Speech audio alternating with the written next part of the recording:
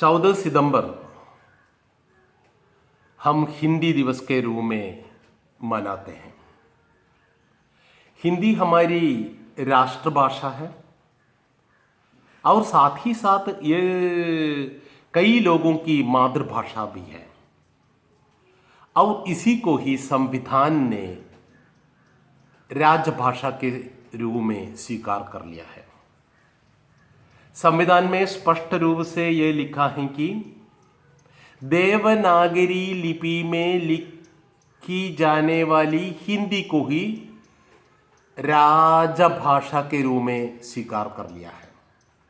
तब हमारे सामने एक समस्या आ जाती है, एक सवाल आ जाता है। वो सवाल क्या है?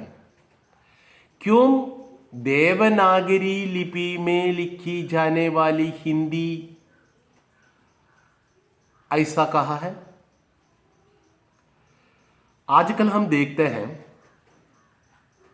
मलयालम व्हाट्सएप और मोबाइल फ़ोन में हम रोमन लिपि में लिखते हैं।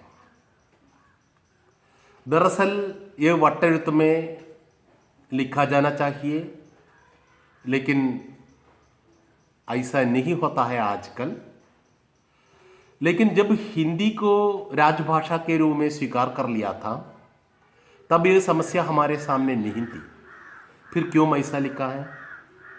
क्योंकि मेरे प्यारे बच्चों ध्यान से सुन लेना, क्योंकि हिंदी फारसी लिपि में लिखा जाए तो उसे लोग उर्दू कहेंगे। बोलने में हिंदी और उर्दू के बीच में उतना बड़ा फर्क नहीं होता है, लिखने में ही फर्क है। यह भाषा देवनागरी लिपि में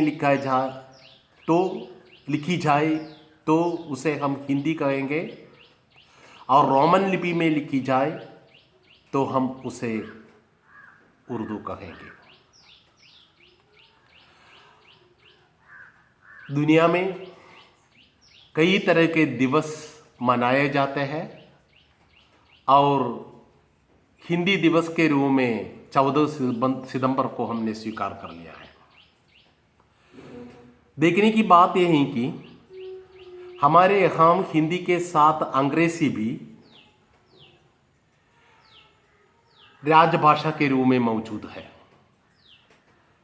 लेकिन हिंदी दिवस हम हिंदी के नाम पर मनाया जाता है, लेकिन अंग्रेजी के नाम पर नहीं मनाया जाता है। ये इसलिए हुआ है कि